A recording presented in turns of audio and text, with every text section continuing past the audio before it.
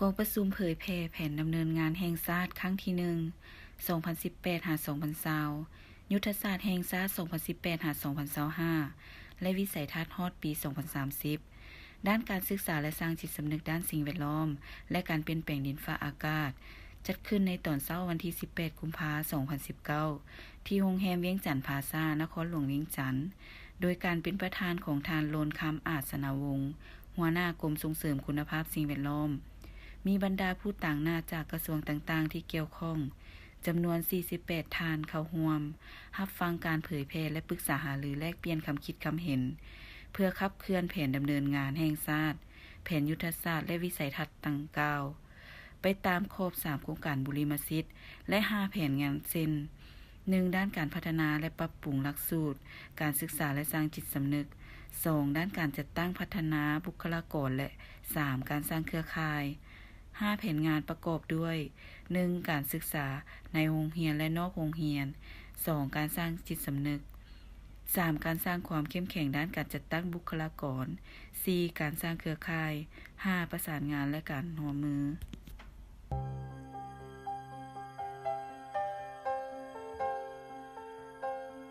เจ้าสบายดีค่ะพระเจ้าซื้อกิตถนอมอุนศิดาเป็นห้องหัวหน้ากรมส่งเสริมคุณภาพสิ่งแวดล้อมกระทรวงทรัพยากรธรรมชาติและสิ่งแวดล้อมมื้อนี้ก็กรมส่งเสริมสิ่งแวดล้อมพวกเราก็ได้มีโอกาสมาจัดกองประชุมเผยแพร่วิสัยทัศน์2020-2030 ยุทธศาสตร์2020-2025 และแผนดำเนินงาน 2018-2020 ด้านการศึกษาและสร้างจิตสำนึกด้านสิ่งแวดล้อมและการเปลี่ยนแปลงดินฟ้าอากาศ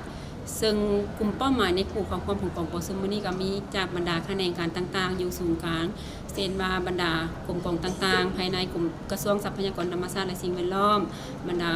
ศูนย์กลางชาวนุ่มประชาชนปฏิบัติลาวศูนย์กลางสหพันธ์แม่หญิงลาว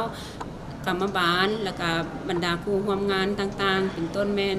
บรรดาแขนงการมหาวิทยาลัยแห่งชาติบรรดากระทรวงต่างๆที่เกี่ยวข้องเป็นต้นกระทรวงศึกษาธิการและกีฬากระทรวงแถลงข่าววัฒนธรรมและท่องเที่ยว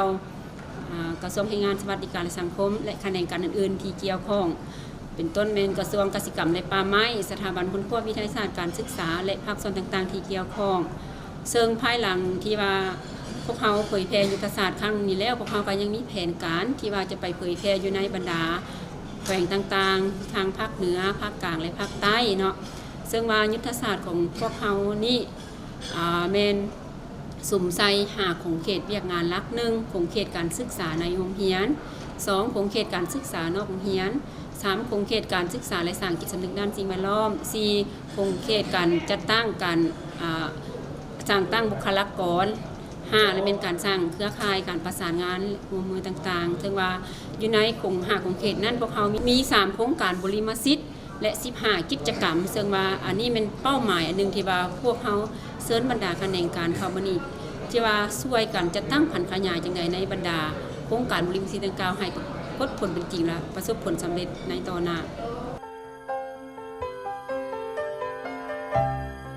ครั้งนี้พวกเขาก็เน้นเฉพาะให้แก่ครูร่วมงานหรือว่าภาคส่วนที่เกี่ยวข้องในการจัดตั้งผันขยายยุทธศาสตร์และแผนดำเนินงานของเขาเป็นต้นแมนกระทรวงศึกษาธิการและกีฬากระทรวงแถลงข่าววัฒนธรรมและท่องเที่ยวองค์การจัดตั้งมหาชนเป็นต้นสาวนมแม่หญิงกรรมบาลอันนี้เป็นคู่เป้าหมายหลักของพวกเขาในการผันขยายยุทธศาสตร์ดังกล่าว